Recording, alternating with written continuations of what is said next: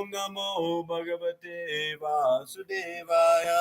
Om Namo Bhagavate Vasudevaya. Om Namo Bhagavate Vasudevaya. Om Namo Bhagavate Vasudevaya. Jaya Jaya Sri Chaitanya Jaya Nityananda. Jaya Jaya Sri Chaitanya Jaya Nityananda. Jaya Dvaita Chandra Jaya Gaura Bhakta Vrinda. Jaya Jaya Chandra Jaya Gaura Bhakta Vrinda. Jaya Jaya Sri Chaitanya Jaya Nityananda. Jaya Jaya Sri Chaitanya Jaya Nityananda. Jaya Dvaita Chandra Jaya Gaura Bhakta Vrinda. Jaya Dvaita Chandra Jaya Gaura Bhakta Vrinda. Jaya Jaya Sri Chaitanya Jaya Nityananda. Jaya Jaya Sri Chaitanya Jaya Nityananda. Jaya Dvaita Chandra Jaya Gaura Bhakta Vrinda. Jaya Dvaita Chandra Jaya Gaura Bhakta Vrinda. Hare Krishna. I'll chant the invocation prayers before starting. Om Jnana Timirandasya Jnananjana Shalakaya Chakshurunmilitam Yena Tasmai Shri Gurave Namaha. Sri Chaitanya Manobhishtam Sthapitam Yena Bhutale Swayam Rupa Kadamahyam Dadati Swapadantikam Vandeham Shri Guru Shri Yuta Parakamalam Shri Guru Vaishnavamsa Shri Rupam Sagradatam Sahagana Raghunatam Vitam Tam Sajivam Advaitam Savadutam Paritana Saitam Krishna Chaitanya Devam Shri Radha Krishna Padan Sagana Lalita Shri Vishakam Vitamsha Hey Krishna Karuna Sindhu Dinabandhu Jagatpate Gopesha Gopika Kanta Radha Kanta Namostute Tapta Kanchana Gaurangi Radhe Vrindavaneshwari Krishabhanu Sute Devi Pranamami Haripriye Vachakalpatarubhyasya Kripasinduvaeva Cha Patitanam Pavanebhyo Vaishnavebhyo Namo Namaha. Namo Vishnu Padaya Krishna Prasthaya Bhutale Srimate Bhakti Vedanta Swami Niti Namaste Saraswate Devi Gauravani Pracharine Nirvishesha Shunyavali Paschatya Deshakarine Jai Shri Krishna Chaitanya Prabhu Nityananda Shri Advaita Gadadara Shri Vasadi Gaura Bhakta Vrinda Hare Krishna. Hare Krishna. So, what are we discussing today? Shikshastakam. So this is day 3 of our seminar of Sri Siksastakam. So look forward to completing the journey, but in essence, it's really the beginning of the journey.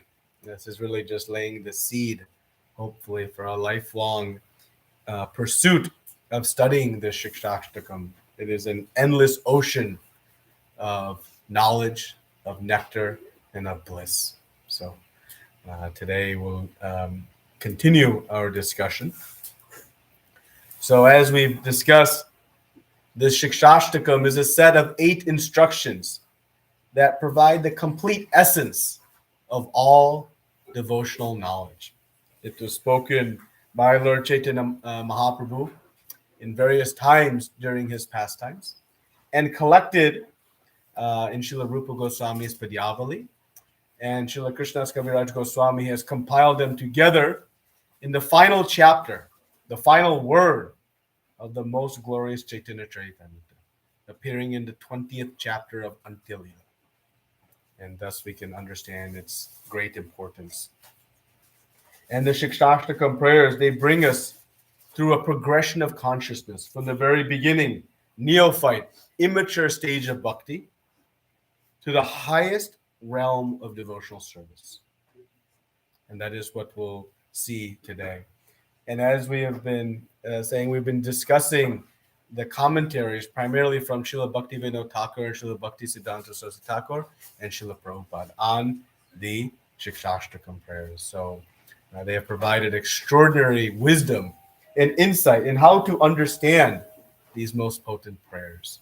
So that has been the basis of our discussion. So we discussed the 8 verses of Shikshastakam, and there is a beautiful flow.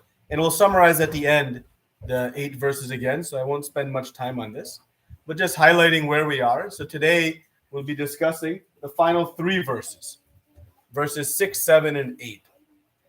And the first 5 verses, we know, they establish our Sambandha Gyan, our relationship with Krishna. They clearly illuminate who am I as spirit soul and part and parcel of Krishna. Come close. Don't sit far. Why not? And what is our eternal desire or position? To be servant of Krishna. And we concluded in that last verse. So having concluded Sambandha Gan, now we're going to see in these last 3 verses the result of acting in this relationship. So the first 5 verses, we have some context for. We understood the 7 powerful effects of chanting. We understood, I don't have any attraction for the holy names. I've realized, yes, they're not hard and fast rules though for chanting. We talked about the 4 beautiful qualities of humility, tolerance, offering respects, not expecting respect, things we can somewhat relate to, at least aspire for, down to the ultimate of being desirous of being served, being the servant of the Supreme Lord. Now, these last 3 verses are going to illuminate, these symptoms of one who has reached the highest stages of bhakti. And that we may not have any direct relation or experience with yet in our journey. But it establishes the goal and highlights to us what awaits us if we practice our sadhana very sincerely. What is the sweet experience that awaits the practitioner of devotional service as they progress through these higher levels? So that is where we'll focus today, these 3 verses. And some of it may seem wow, and hopefully it does. And that wow hopefully inspires us to take to our practice of Krishna consciousness very seriously, and most specifically, to take to our practice of chanting the holy names with great enthusiasm and sincerity. Okay, so this is what we'll discuss. I'm not going to review the first verses, but I will review again this very important 10 offenses in chanting of the holy names. Because, as Srila Bhaktivinoda Thakur has been telling us, in order to acquire the attraction to chant, we must very systematically and decisively work to eliminate the offenses that we are committing, knowingly or unknowingly. And so if we are chanting and we have not yet developed this great attraction, we can look here to see how I can adjust my process to reduce these offenses down to 0. Then the attraction will come. And when one chants without offenses, what happens? One is adorned with these 4 very beautiful qualities. The qualities of humility, tolerance, offering respects to all, and having no expectation of respect. These 4 beautiful qualities adorn one who chants the holy names of the Lord constantly. And in such state, one can chant the holy names of the Lord constantly. With attraction to it, one will naturally be inclined to chant 24/7 a day. This is the condition, by following those 10 offenses. But we also learned that one must sever the ties to all the material attachments that hold us back, tie us down from elevating, rising to the higher levels of bhakti. And by severing these ties, even for the desire of liberation, one can rise to the highest platforms. And we know that the ultimate desire is to be picked up from the ocean of death and be placed as one of the atoms at the lotus feet of the Supreme Lord. And in this verse, we see that it is by the mercy of Krishna, in response to our desire, that we can uplift ourselves. By our own efforts, we'll not be able to save ourselves. But only by the mercy of Krishna can we be uplifted to this highest platform. But it takes our sincere desire. Krishna will reciprocate according to our desire. And so our job is to have strong desire. And we'll talk more about that in the coming verses. But this is where we finished off yesterday, concluding the Sambandha Gyan. And now we'll be discussing these higher levels of devotional service. So a little bit of a review of the 9 steps from Shraddha to Prema, just to illustrate how far in consciousness we have come. We've talked about Sambandha Gyan, Abhideya Gyan, Prayojana. We've talked about Sadhana Bhakti, Bhava Bhakti, Prema Bhakti. This is a third dimension of progression of consciousness. So our journey starts with some faith, Shraddha, some faith that maybe this is something I should spend some time in. And with that faith, we then begin to sadhu sangha, associate with the devotees of the Lord. And in association, we then become inspired to practice bhajana kriya. Practice under the guidance of Guru, who can teach us the process of devotional service. And through very good practice, this bhajana kriya, then one will purify the heart, the 4th step, anartha nivritti. Become free of the impurities in the heart, the unwanted things that reside here. We cannot extract them with any kind of surgery or any angioplasty or any other type of mechanism. It is through the process of Chaito Darpana Marjanam, chanting of the holy names. That is what cleanses the heart. So these anarthas become removed. When we become free of our anarthas, then we can come to the 5th stage, which is fixed in devotional service. What does fixed mean? It means no other desires. When the heart is free of all other material desires, what remains? Only spiritual desires. And thus, all of one's thoughts are constantly in Krishna, and thus one is fixed. So this position of being fixed, right now we are vacillating back and forth, back and forth, back and forth, because of the anarthas. But by the removal of the anarthas, then one becomes fixed. When one is fixed in devotional service, then ruchi, the taste of the holy names, come. The taste is so sweet, so blissful, that one wants to keep chanting. One is seeing Krishna dancing on their tongue. When one reaches this 6th stage, of ruchi, then one actually experiences this vision of seeing Krishna dancing. And it's so sweet that one wants to keep chanting, to relish that taste more and more. And each time that taste is experienced, it is higher and higher than the previous time. This is ruchi. But it occurs after one has sufficiently come through all these other prior 5 processes. And when one has experienced the taste of bhakti, the taste of the holy names, then one becomes a Shakti attached, addicted. It's so overwhelmingly sweet and happy that one cannot get enough. Millions of tongues is not sufficient to chant the holy names, let alone one. This is how sweet it is. So this Ashakti comes. And when Ashakti is there, when one is fully attached, then Bhava Bhakti arises. And from Bhava Bhakti, it is the budding stage, the preliminary stage of prema.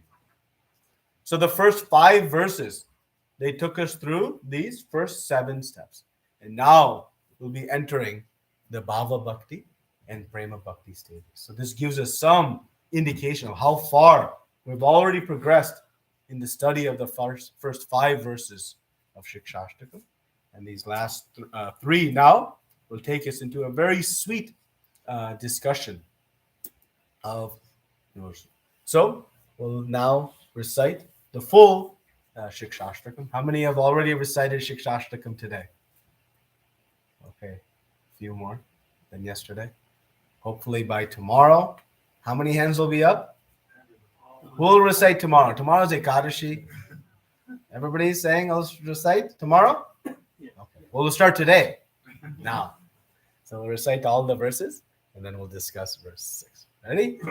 Cheto darpana marjanam bhava mahadavagnir nivapanam Shreyaya kairava chandrika vitaranam vidyavadu jivanam Anandambudivardhanam patipadam purnamrita swadanam Saparam param vijayate Shri Krishna Sankirtanam Nam Namakare Bahuda Nija Sarva Shakti Tatrarpita Niyamita Smarane Nakala Etajasita Prakupa Bhagavan Mamapi Durdaiva Mijasha Mahajani Na Anuragaha Trunadapi Sunichena Tarodapi Shahishnuna Amanina Manadena Kirtaniya Sadahari Nadanam Najanam Nasundarim Kavitam Va Jagadeesha Kamaye Mama Janmani Janmanishware Bhavatad Bhaktir Ahitiki Tvai Ainanda Tanuja Kinkaram Patitam Mam Vishame Bhavam Buddha Hayatava para pankaja stita duli sadasham vichintaya Nayanam galarishru daraya Bhavanam gagada rudaya gira Pulakair nichitam vapukada Kavanama kahane bhavishati Yugayatam nimishena Chakshusha pravashayatam Shunyayatam Jagat Sarvam Govinda Virahe Name Ashlisya Vaparaitam Pinashtumam Adarshanam Marmatam Korotuva Yatha Tatava Vidadato Mato Mapranas Tatastu Se Eva Napadaha Hare Krishna, Hare Krishna, Krishna Krishna, Hare Hare, Hare Rama, Hare Rama, Rama Rama, Hare Hare. So, we'll recite just a translation for this one, which is, "O my Lord, when will my eyes be decorated with tears of love flowing constantly when I chant your holy names? When will my voice choke up, and when will the hairs on my body stand on end at the recitation of your name?" So this is a very sweet prayer Chaitanya Mahaprabhu is asking. When is this going to happen? When are these ecstatic symptoms? So these are symptoms of Bhava Bhakti. Devotional service in ecstatic love. This is the 6th verse. So Bhava Bhakti, as we just saw, is a very advanced stage. Right? One is free of anarthas, fully fixed, having the taste, attachment, deep, intense attachment. So it's a very advanced stage of devotional service. One is intensely, 24 hours a day, relishing the ecstatic love of chanting the holy names. And there's a continuous, an unbroken mood. So this is in the perfected stage. Up to this point, we are in the sadhana bhakti, bhakti in practice, practicing to reach the perfected stage. So now we're entering the perfected state. And it's perfected because Bhava Bhakti is called the budding stage of prema. We know prema, bhakti, love of Krishna, that is the ultimate and highest achievement one can get. And Bhava Bhakti is called the budding stage, just like on a flower plant. When we see a bud, we know what is coming very soon? A flower. But until the bud comes, we have doubts. Will it come? Will it not come? If we have a jasmine plant here, we wonder, will a flower come? Will a flower come? But when we see a bud, we get excited. Why? Because we know that flower is coming very soon. Right? So like that, when one has reached Bhava Bhakti, Prema Bhakti is just coming in the next to it, very quickly, very soon after. So this is so the path from Sadhana Bhakti to Bhava Bhakti is quite long. It is a long process. But the path from Bhava Bhakti to Prema Bhakti is, so this is why it's considered still in the perfected state. It is just a matter of some time. Right? So in Bhava Bhakti, by the very good practice of sadhana, the heart has become very soft, very pliable, and now becomes eligible to receive Krishna's mercy. As we saw in the last verse, without Krishna's mercy, we cannot elevate to these highest platforms of bhakti. We cannot even practice the beginning stages of bhakti without the mercy of Krishna. But specifically, when the heart becomes very soft, Krishna then bestows his Shuddha potency, specifically this Samvit Shakti and this Haladini Shakti. These two potencies enter into the heart by the mercy of Krishna. Samvit Shakti means the ability to know Krishna, to understand Krishna. We cannot know him in full, but we can know him in small parts. The ability to know him comes from Krishna. And his Haladini Shakti, this pleasure potency of Krishna, to experience the happiness of bhakti, that is also a mercy from Krishna. So these two things are injected into the heart when it becomes sufficiently soft. When the heart is stone-like, if you have a stone and you try to inject something into a stone, what happens to your needle? It breaks. But when you have a ripened mango and then you try to insert a needle, what happens? It easily enters.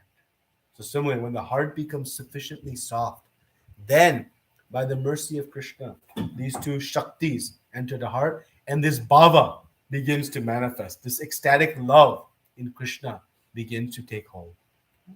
So without it, it cannot happen.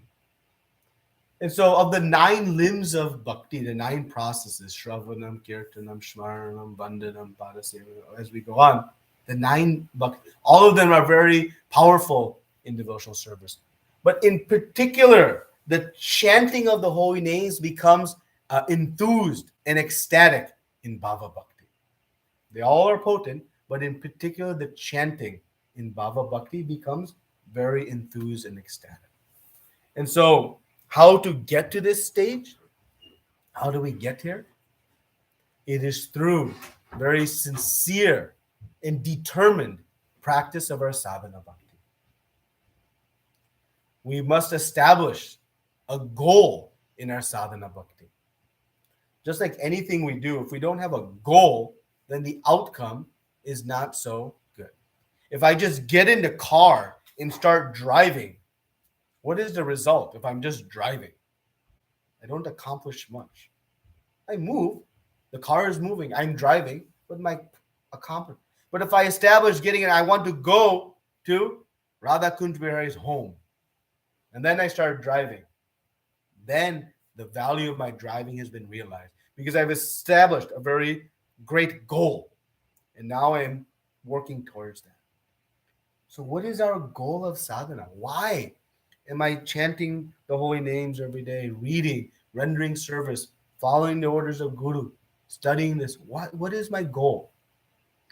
Rupa Goswami explains in Nectar of Devotion, the goal of practicing our sadhana is to awaken Bhava Bhakti. So we should establish this goal very firmly in our heart. And when we do, then we'll make great progress in our sadhana. Otherwise, without a goal, our sadhana still has potency, but doesn't have as much as we can. And we know that with this well-defined goal, we'll quickly reach it. Why? Because this Bhava Bhakti may seem like, wow, how is this even possible for me? I'm so full of anarthas. I can barely practice bhajana kriya. Even sadhu sanghas, even shraddha faith, I'm not sure where my faith is. How I'm ever going to come to this very advanced stage. right? That doubt may be in our mind. So we should know and have faith that the regulator principles of sadhana bhakti are so perfect, so powerful, so precisely prescribed that if we practice them as Chaitanya Mahaprabhu instructed to Rupa Goswami, and as Rupa Goswami has put into the Nectar of Devotion, the Bhakti Rasamrita Sindhu, in extensive detail, exactly how to practice sadhana bhakti, then this Bhava Bhakti is guaranteed. If we just follow the formula. Rupa Goswami in the Eastern Ocean of Bhakti Rasamrita Sindhu, the first 19 chapters, has given us exactly how to awaken this Bhava Bhakti. And we should remember the most important thing, that this Bhava Bhakti, this Prema Bhakti, it is the intrinsic nature of each of us. It is not trying to aspire for something we don't even have today. It is here in our heart. It is just dormant. So by the serious and precise practice of our sadhana, we can very quickly open and awaken this Bhava Bhakti. Rupa Goswami says, even if you practice one of the 5 potent angas of sadhana bhakti, one of them is sufficient to awaken Bhava Bhakti. And Srila Prabhupada, by his unending mercy for us, established that in the Mangalarti morning program, we do all 5 of the potent angas, which is worshiping the deity, studying Srimad Bhagavatam, chanting the holy names, serving the devotees, and residing in the holy Dham. These 5 things we do every morning program. And thus, we have great hope if we follow the guidance. And we know what are the first 5 angas of sadhana bhakti, Rupa Goswami has explained. First 5 all relate to taking initiation from a bona fide spiritual master, because the Guru will teach us how to practice these angas. So this is how this very high platform of Bhava Bhakti will be reached. So I wanted to discuss briefly the 9 symptoms of Bhava Bhakti. This will give us some further illustration of how advanced this platform is, and what, by good practice, we also will reach if we remain sincere. So the first is out of order. So the first is this utilization of time. So one in Bhava Bhakti has a great value on their time. They see every moment as an opportunity to serve and please Krishna. And they know with all the wealth in the world, one cannot buy back even 1 second. And so the advanced devotee, the devotee in Bhava Bhakti, is fully utilizing their time. We can ask ourselves, in a given day of 24 hours, how much time we have wasted on things that don't provide real value. We can start to take a log. It'll be startling. But the pure devotee knows the value of time and uses 100% in devotional service. The second symptom is they persevere. We saw tolerance in the 3rd verse. In the midst of so many disturbances, they remain determined and reserved, calm, never unsettled, knowing who is ultimately in control? Krishna. And their responsibility is to do the best that they can do in light of any circumstance and surrender to the will and plan of Krishna. But this is the platform of the pure devotee. 3, detachment. Indifferent to material objects. Now we may say, wait a minute, we saw this in which verse? Which verse did we talk about detachment from material objects? 4. Nadanam, najanam, na sundarim. Right? Janmani, even birth after birth. The pure devotee is so detached that even in the midst of allurements, they have no attraction. We detach ourselves by closing our eyes to the things that distract us, by pulling ourselves away. But the pure devotee can be in the midst of all allurements, material allurements, and it doesn't even register because their consciousness is so fixed in spiritual world. I think I've told this many times, but it's like one reporter asked Srila Prabhupada, what miracle can you do? And she was expecting some fanciful answer of floating in the air, walking on water, grabbing a mango from a faraway tree, and what he said? He said, I can be in a room full of naked people and I'll not be the least disturbed. This is the symptom of Bhava Bhakti. Not disturbed in the midst of allurements. 4, absence of false prestige, to be totally humble. Rupa Goswami and Srila Prabhupada comment that one who can remain humble when one has great position and great right to be proud, that is the sign of Bhava Bhakti. One who is very advanced in devotional service, but yet remains extremely humble. And actually the definition of advancement in devotional service is the extent of our humility, recognizing that we are the tiny spark of the Supreme Lord. 5, we talked a little bit about this yesterday, this Ashabandha, right? Hope against hope. The expectation that Krishna's mercy will come.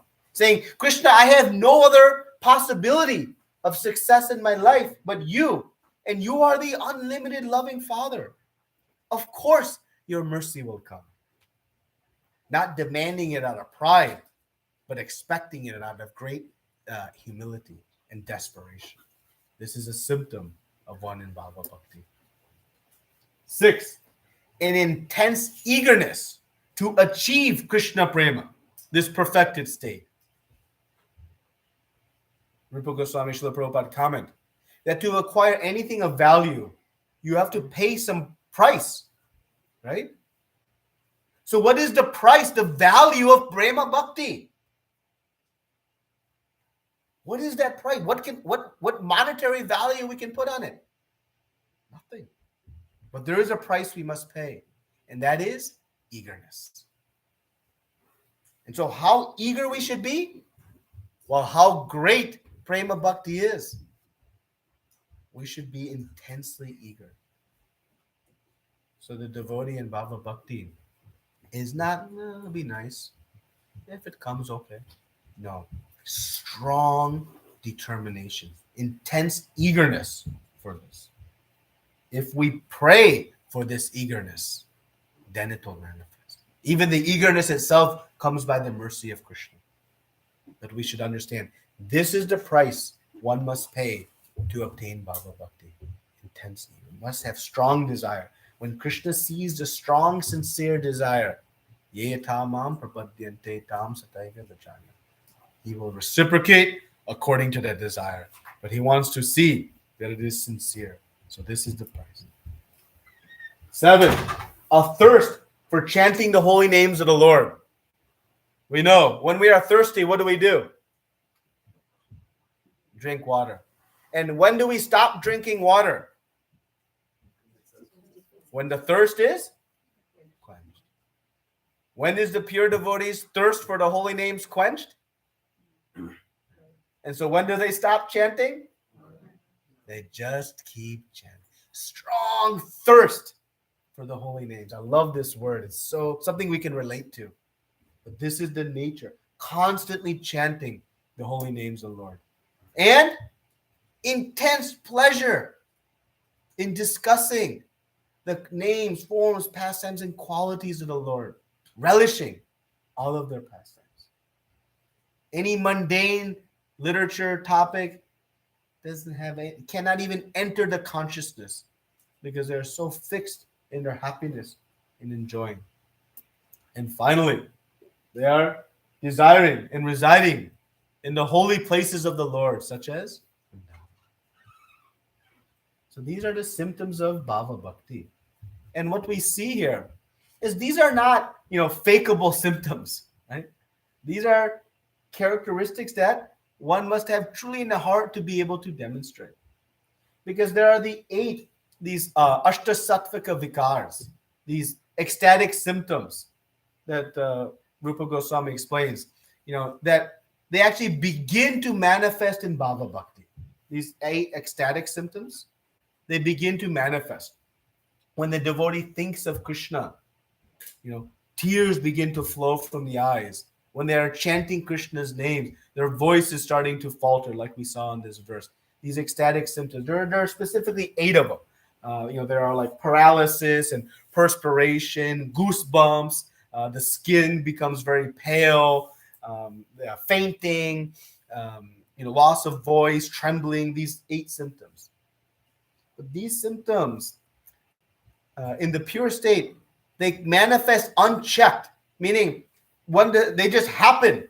Even if one tries to suppress them, they just emerge out of this natural way. That unfortunately, we see sometimes pretenders, can try to manifest some of these symptoms, putting some ointment in the eyes so that they tear, and things like that. So but these 9 symptoms of bhakti, these are like these internal characteristics. But these 8 ecstatic symptoms, they manifest in the beginning slight stages when one is in Bhava Bhakti. And that's why we saw in this verse, when will my voice choke up? When will the hairs on my body stand on end at the recitation of your holy names? And so these are some of the symptoms. And what these happen when we chant very purely. So now we'll move to the 7th verse, which is this verse. Yugayatam nimishena chakshusha pravashayatam shunayatam jagat sarvam govinda virahena me. Oh Govinda, feeling your separation, I am considering a moment to be like 12 years or more. Tears are flowing from my eyes like torrents of rain, and I'm feeling all vacant in the world in your absence. Now the tears are flowing like torrents of rain. So we are transitioning from Bhava Bhakti to Prema Bhakti in this verse. This verse brings us to the mature state of Bhava Bhakti and the initial stages of Prema Bhakti. Okay? So the 8 ecstatic symptoms, these Anubhav symptoms we start to see here. Right?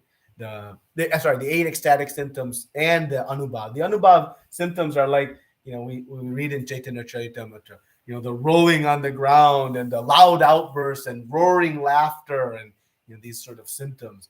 They become fully expressed in Prema Bhakti. We see them initially in Bhava Bhakti, and now they are fully manifest in Bhava Bhakti, in Prema Bhakti. So you can turn off the phones, please.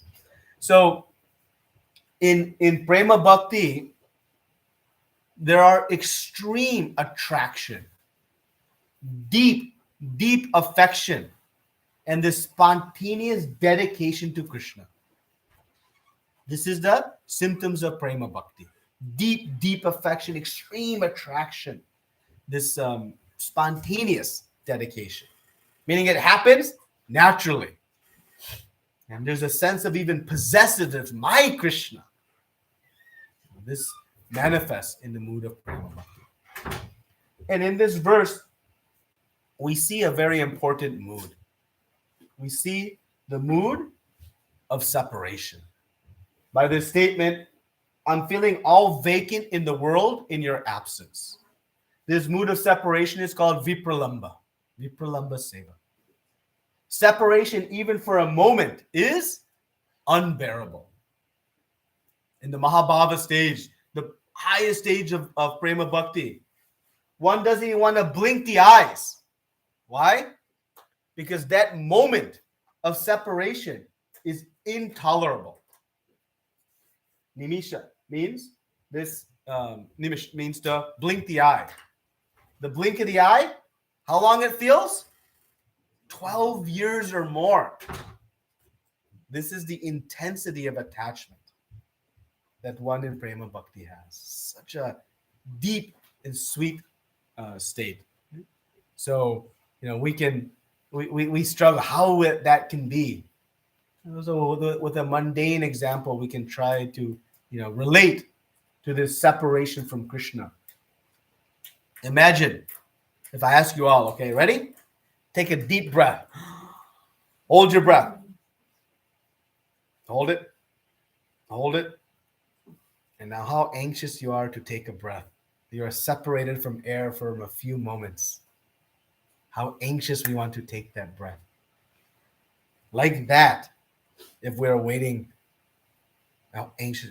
That is the anxiety the devotee in Krishna Prema feels when they are a moment separated from Krishna, as if we were separated from our beloved oxygen.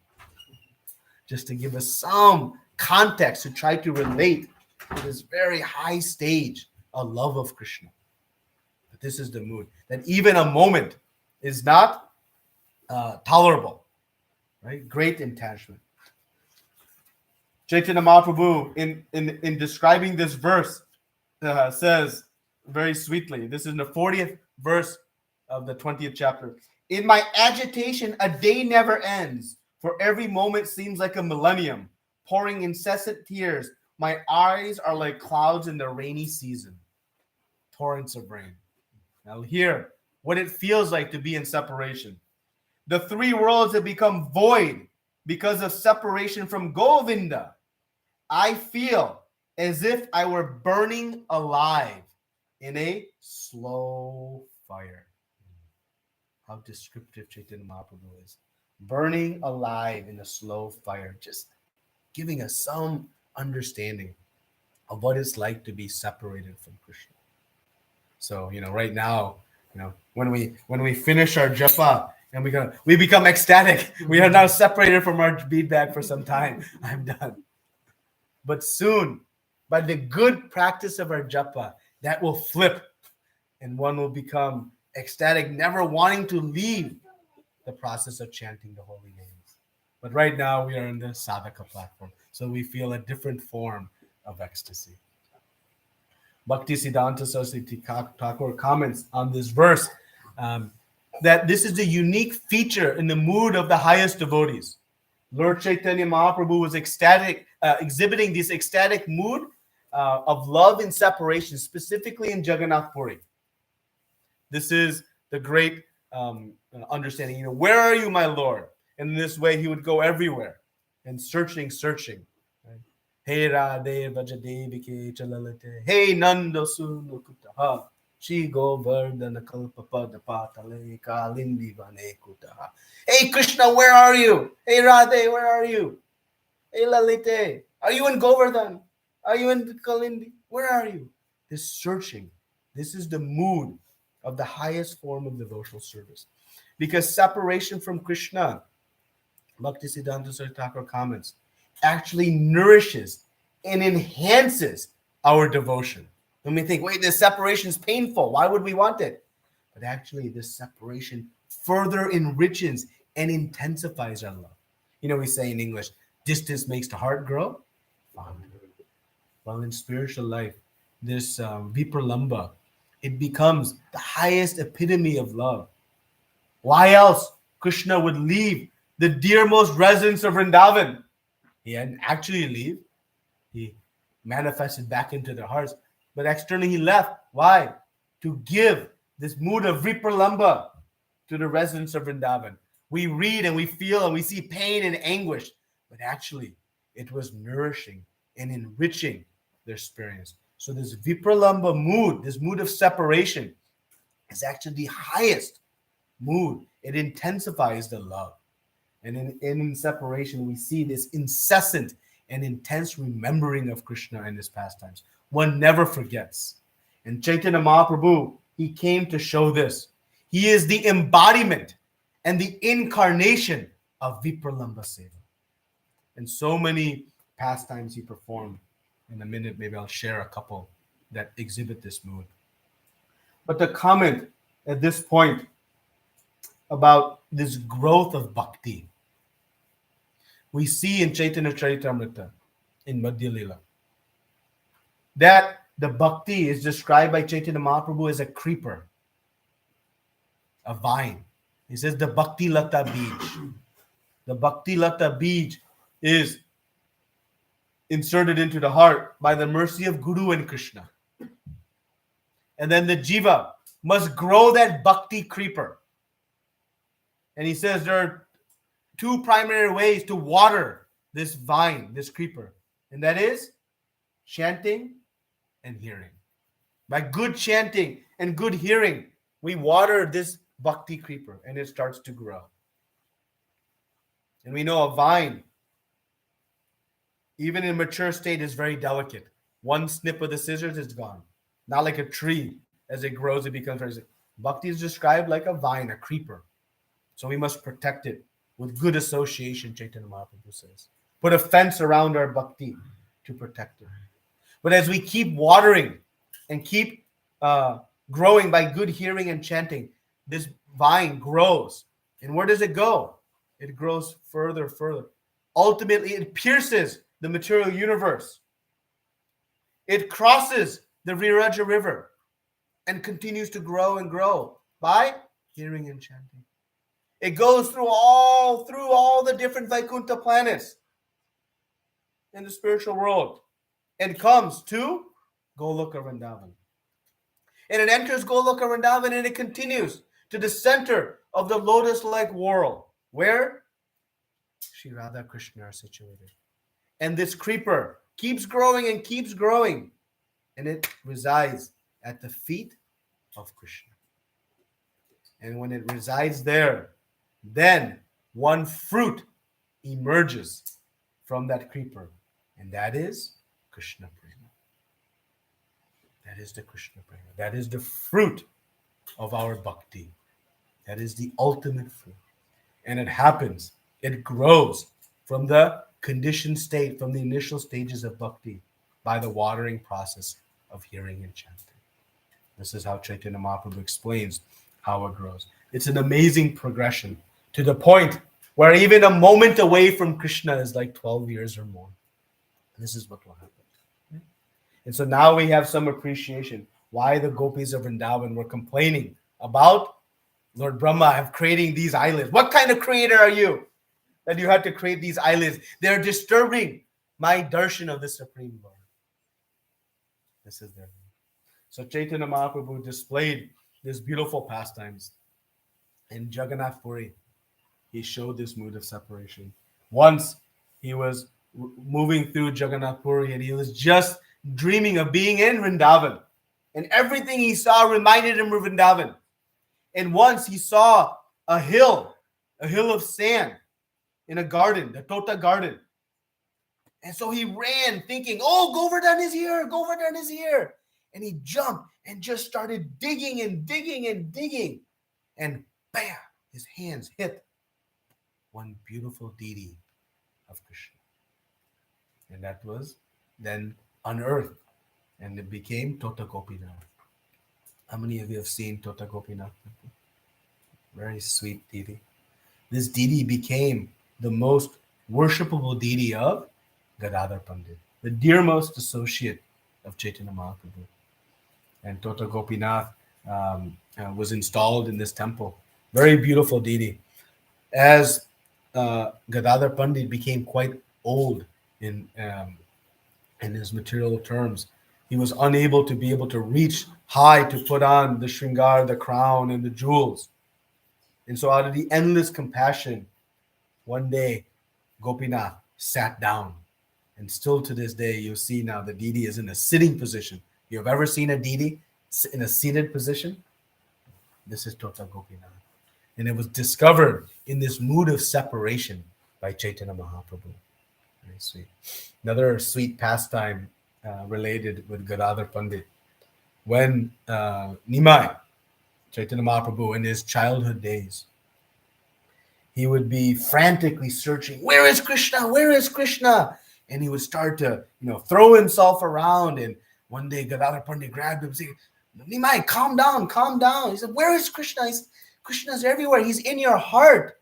And then he started to tear apart his chest, trying to find Krishna. And Gadadhar Pandit embraced him and calmed him down. And Mother Sachi saw this. And she became very frightened and very comforted.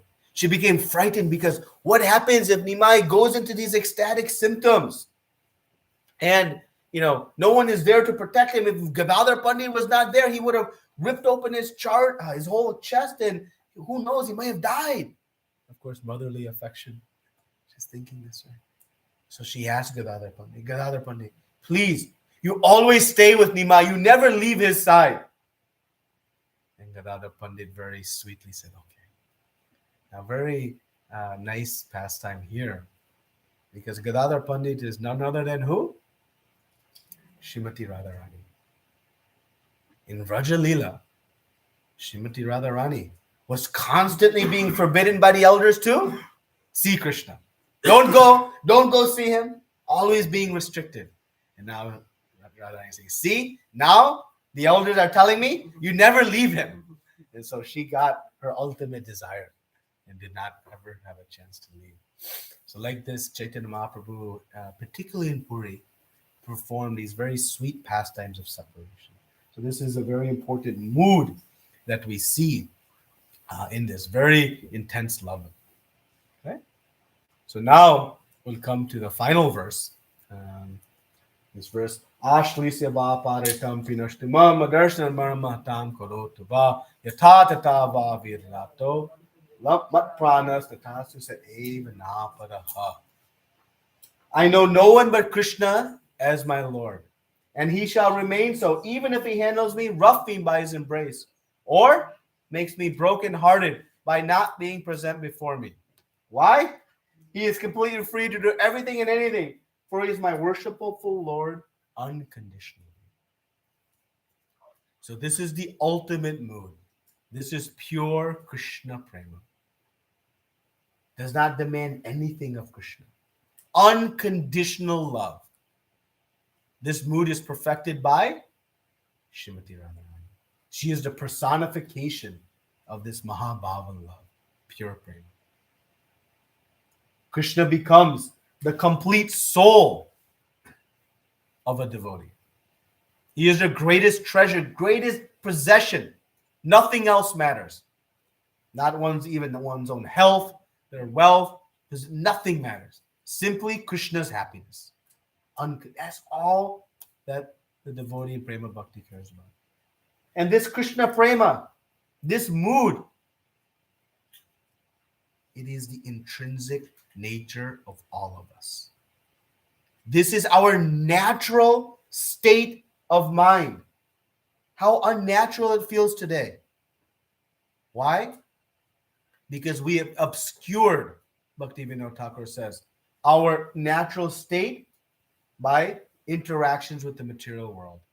Through the dust accumulated in the heart, this natural state has become obscured. But this is actually the natural state of the spirit soul, this part and parcel of Krishna. Just as any child emerges from the mother's womb, where is that child's first love? To mother. No introduction is needed. Dear baby, this is your mother. It is just a natural state of calm and peace. Like that, the spirit soul has this very amazing mood. So, when we purify by good chanting without offenses, then we awaken this intrinsic nature within all of us. We're not obtaining it from somewhere else. We're simply awakening it from within. And this should give us the greatest confidence. To suggest this is impossible to achieve is to commit the fifth offense in chanting of the holy names, which is to consider the glories of chanting Hare Krishna to be imagination. To say that the chanting of Hare Krishna cannot bring this within me. No, we should know, yes, I am extremely fallen and I have conditioning beyond any imagination. But I should have equal faith in the potency of the holy names because they are non-different from Krishna himself. And by his potency, not by my own, but by the mercy of Krishna and the potency of his holy names, I can revive this intrinsic nature. That we can be confident in. And that's why Rupa Goswami says, Utsaha Nischya Daryat. We should be confident in the practice of devotional service. But confident that this is the process that is the only thing that is good for me. And confident in the mercy of Krishna. Our confidence must be rightly placed. So we should appreciate this very high mood and then understand it. In our practice of sadhana, it is for the purpose of purification to awaken this. Purification actually has no other purpose We often think of purification to become free from sinful activities or free from. Purification means to awaken Krishna Prema within our heart, to remove the obscurities that exist, that we have put there through our conditioning, that we can remove through the practice of our good sadhana. And that is what happens.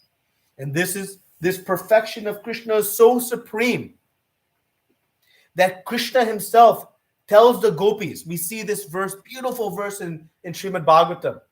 He says that by your love and your devotion and your dedication, even with my immortal body, many, many lifetimes, I cannot repay you.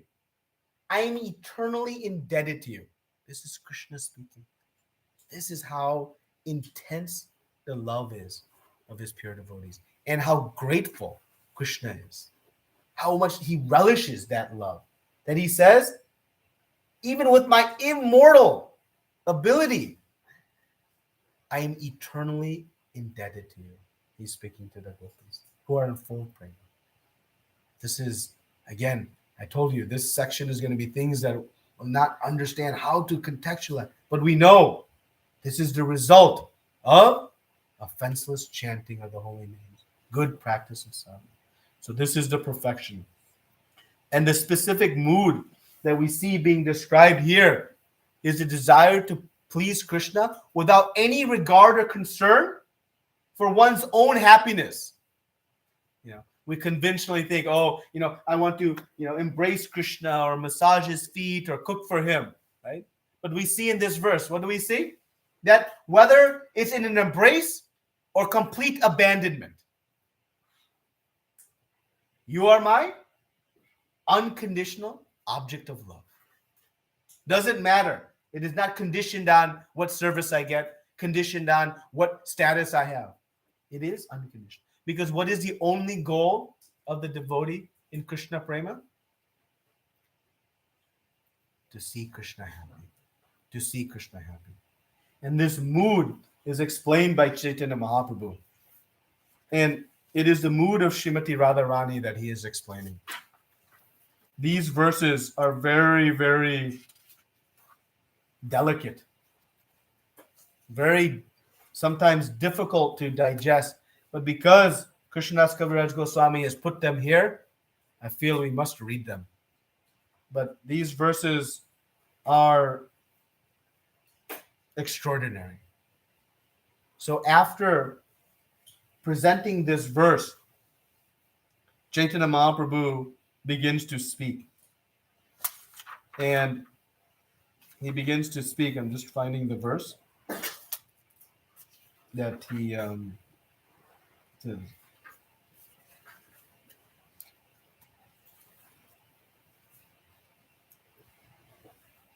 So I'll just read the verse before. This is verse 45. In that mood, the mind of Srimati Radharani was agitated, and therefore she spoke a verse of advanced devotion to her gopi friends. In the same spirit of ecstasy, Sri Chaitanya Mahaprabhu recited that verse, and as soon as he did, he felt like Srimati Radharani. And what is that verse? This verse. So this is the verse that Srimati Radharani was speaking to her gopi friends, and Chaitanya Mahaprabhu repeated that verse, feeling in the mood of her. So after seeing this verse, Chaitanya Mahaprabhu begins to speak, and he's speaking in the mood of Srimati Radharani. These are Srimati Radharani's sentiments. Now here, what it means to be unconditional love of Krishna. Here what it means to have the focus of Krishna's happiness is supreme and no regard to my own happiness. I am a maidservant at the lotus feet of Krishna. He is the embodiment of transcendental happiness and mellows. If he likes, he can tightly embrace me and make me feel oneness with him. Or, by not giving me his audience, he may corrode my mind and body. Nevertheless, it is he who is the Lord of my life. Near or far, Lord of my life. My dear friend, just hear the decision of my mind. Krishna is the Lord of my life in all conditions. Whether he shows me affection or kills me by giving me unhappiness. Now this. Sometimes Krishna gives up the company of other gopis and becomes controlled, mind and body, by me. Thus he manifests my good fortune and gives other distress by performing his loving affairs with me. Or, now the other side. Since after all, he is very cunning, obstinate, debauchee, with a propensity to cheat, he takes to the company of others. He then indulges in loving affairs with them in front of me to give distress to my mind. Nevertheless, he is still the Lord of my life. I do not mind my personal distress. I only wish for the happiness of Krishna. For his happiness is the goal of my life. Now, this next statement, is Prema Bhakti in a summary. However, if he feels great happiness in giving me distress, that distress is the best of my happiness. Can I reread that? However, if he feels great happiness in giving me distress, that distress is the best of my happiness. Can we think of anything more unconditional in love? This is the mood.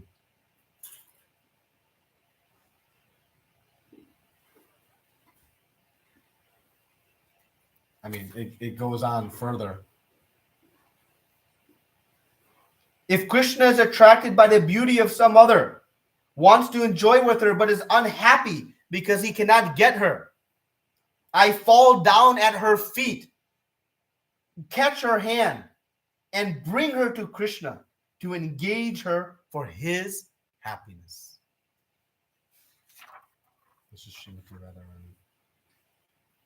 Later, Chaitanya Mahaprabhu describes the pastime of the very chaste wife of the Brahmana who was a leper, who desired to enjoy with a prostitute. And she was so chaste that she brought the prostitute to her husband. And her husband then became, aware of her great potency and said, "What am I doing?" and gave up that desire. But that leopard Brahmin, on his way back, happened to touch Markandeya Rishi. And he was cursed that by sunrise he would die. And by her great chastity, she was able to stop the rising of the sun and revive her husband. So that pastime is shared here. But we see this inexplicable, almost uncatchable in our consciousness extent of unconditional love. That my own distress, if that gives Krishna happiness, then that is the source of my happiness. Of course, Krishna has only one desire for his devotees. What is that desire? To see his devotees happy. This is the exchange of love. Krishna carries the same sentiments. He is willing to sacrifice everything for the happiness of his devotees. This exchange of love is a two-way street. And this is what awaits one who practices devotional service very sincerely, his highest mood of bhakti. Bhakti Siddhanta Saraswati further comments that this mood is perfected by Srimati Radharani. Our endeavor should be to serve Krishna by following in her divine footsteps. The mood of bhakti that Chaitanya Mahaprabhu taught us is this. If my desire is to see Krishna happy, I know who can make Krishna most happy? Radharani. So my desire, Chaitanya Mahaprabhu teaching, is not to directly serve Krishna, because if I do, then that means he is momentarily separated from Radharani.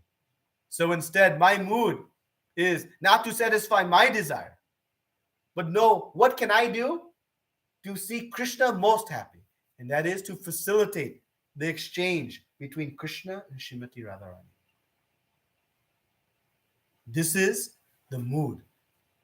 So one even doesn't have any desire. I want this service. I want no. Simply how I can participate in being the servant of the servant of the servant of Srimati Radharani, in facilitating and engaging her in the service to Krishna, knowing that that is what gives Krishna the highest happiness, forgoing one's own desires.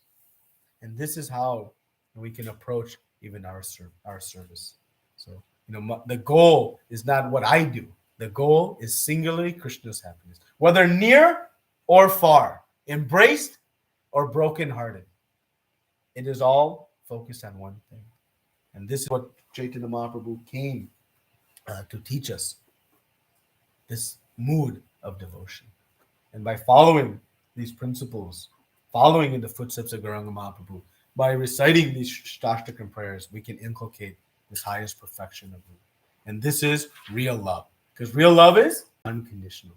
It has no conditions. If this, if that. Okay? And when we do, Krishna's reciprocation is beyond compare. And that is why Krishna doesn't award this Bhava and Prema Bhakti so easily. It is called Sudarlabha, rarely achieved. Why? Because when a devotee expresses this type of love, Krishna says, I'm eternally indebted. He gives himself. So he'll test how sincere, how eager are we to reach it. So this is the Shikshastakam. So Bhakti Siddhanta Saraswati Thakur, summarizes these verses very nicely for us. He says the first teaches us the process of congregational chanting, the glories of Sankirtana, which is Param Vijayate, supremely victorious.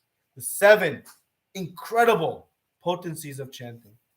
The second verse shows us how we can realize our ineptitude in taking up this chanting. These are the words of Bhakti Siddhanta Saraswati Thakur. Very sweet.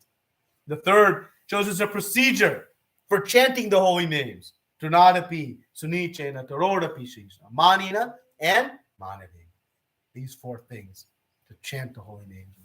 And the fourth shows how to rid oneself of the deception and detrimental mundane desires. Again, Bhakti Siddhanta Saraswati Thakur's beautiful words. Deception. Deceiving us that this is actually sweet when it is all misery. And the fifth tells us what is the Jiva's original spiritual identity. And the sixth shows one how to experience his good fortune in coming closer to Krishna, tears flowing from eyes like torrents of rain. And the seventh, the mood of separation after one obtains the required spiritual of our sadhana. That is what we do. The 8th verse shows us how to obtain the highest perfection in the matter of finding one's absolute necessity or goal. Having this unconditional love, the singular focus of Krishna's happiness. And we know when Srimati Radharani has this goal, we see these statements, how she could give herself, take another person to Krishna and put herself through that. How devastating that must be to her, right? We might sometimes think that is from material conditioning. Because we know one thing. In the transcendental competition of happiness between Krishna and Radharani, who wins? Radharani gets so happy serving in this mood. And when Krishna sees Radharani's happiness, he becomes happy. But when Radharani sees Krishna's happiness, her happiness goes higher. And then Krishna seeing Radharani's happiness, but always when Krishna jumps, she jumps further. And he says, I can never catch up. I can never meet her extent of happiness. This mood of prema bhakti is so inconceivable that it surpasses the happiness of the complete whole, Krishna himself. How is that possible? Even Krishna himself cannot understand it. And thus, he appears as Chaitanya Mahaprabhu in the mood of Srimati Radharani. Krishna himself comes and says, I want to taste this happiness that Srimati Radharani experiences in Prema Bhakti. And thus we will be celebrating Gaur Purnima in a few short days. This transcendental competition, Krishna Kaviraj Goswami explains in Adi Leela. You should read it. It is so sweet. The internal reasons for Chaitanya Mahaprabhu's appearance. But this is it. So we know ultimately the devotee of the Lord is on the receiving end of everything. We take one step to Krishna, he takes 100 to us. So the unconditional love is our greatest. So the Shikshastakam prayers, I hope we have now understood their importance. Chaitanya Mahaprabhu gave us 8 verses to bring us to this topmost platform. What else could there be? There's nothing left. This is the complete essence, as we've been talking about. And the mercy of Chaitanya Mahaprabhu is he's made it very simple, yet extraordinarily powerful. Chant the holy names of the Lord without offenses. Nothing else is required, and all will be achieved. These verses took us from Sadhana Bhakti to Bhava Bhakti to Prema Bhakti. They took us from Sambandha Gyan, our relationship, to acting in that relationship, Abhideya Gyan, to the fruit, Prayojana. They took us from Shraddha all the way up through Krishna Prema. All contained within these 8 amazing verses. So Bhaktivinoda Thakur gives us one benediction. I'll read it. This is at the end of his commentary on Shikshastakam. This is a quote. He says, "Those surrender souls who read the Sri Siksastakam prayers, which are the nectarian worlds flowing from the mouth of the Supreme Lord Gauranga with devotion, will certainly be attracted to the honey from Lord Chaitanya's lotus feet, and like the intoxicated bees, plunged into the lily-filled lake of Krishna Prema." 401 years after the advent of Lord Gauranga, the comment called Sri Sanmodana Bhashyam has been composed by me, Srila Kedarnath Bhakti. This is the benediction. Those souls who read Shikshastakam prayers, what happens? Plunge into the lily-filled lake of Krishna Prema. Yes, we may not be capable. We should know we are not capable. But by the mercy of Guru Parampara, by the mercy of Gauranga Mahaprabhu, it is possible. So I hope we've become inspired to learn and recite these verses, having some appreciation of their extreme importance to us. I hope we have become inspired to make chanting, our japa, the most important activity of our day. Often we approach our japa that we do in between different other activities of the day. As we have gaps in our day, we chant our rounds. But by studying this, I hope we become inspired to realize, actually, we should make japa the first and core activity of our day. Everything else can come after. Okay, we may have some responsibilities, grahastha duties, those are practical. But at least a measure of this.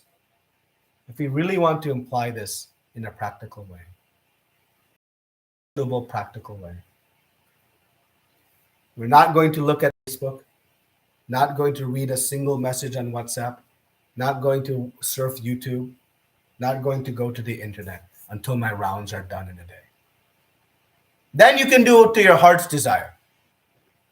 But until your rounds are done, don't waste a moment. Yes, you may have to take care of the kids and do certain activities and those timing. Those are all practical limitations. But this discipline, if we start to implement, until our rounds are done, not even a moment of 1 or 2 messages, because we know what happens with one message. We all know. By that time, we could have been bathing our soul in the holy names. So make japa the core activity of our day. Don't allow, oh, I'm busy. I have this and I have that.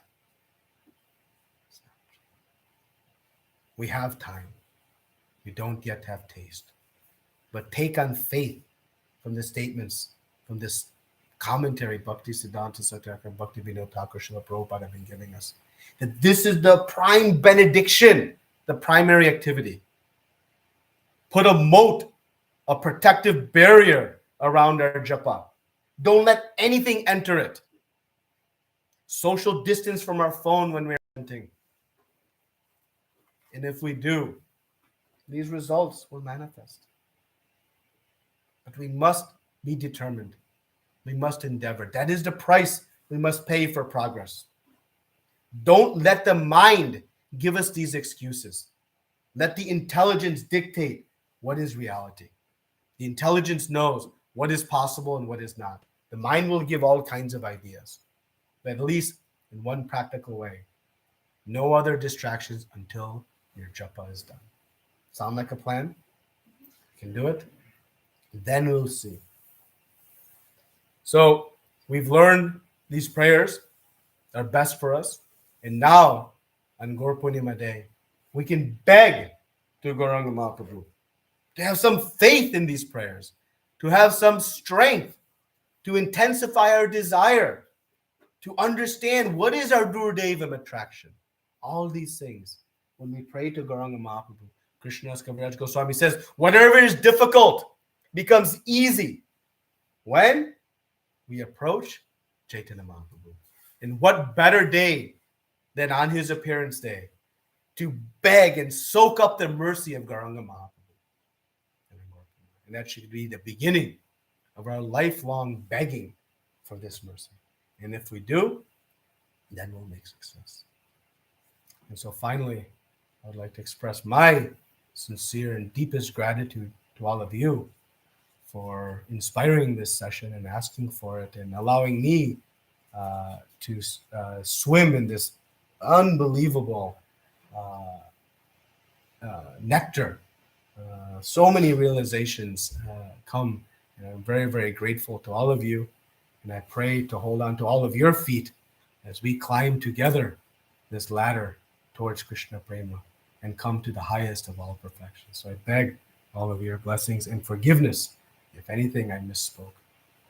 And I want to leave everybody with one final inspiration from Srila Bhaktivinoda Thakur. He says, the Shikshastakam prayers are the essence of all Vedic literatures for the Rasika Bhakta, pure devotee, who relish rasa. These prayers, having emanated from the lips of the Supreme Lord himself, are indeed the absolute truth. Hence, they should be read, recited, and worshipped daily by sincere and fortunate souls. These prayers should be their constant companion, learnt and taken to heart. So let us pray that we can follow this great instruction of Srila Bhaktivinoda. Thank you very much. Srila Prabhupada ki jai. Ananta Koti Vaishnavinda ki jai. Hare Krishna. Nitya Krishna Prabhu ki jai. Any questions or comments today?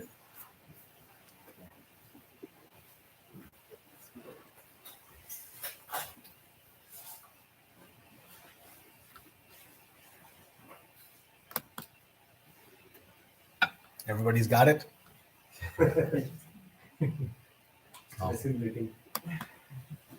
Krishna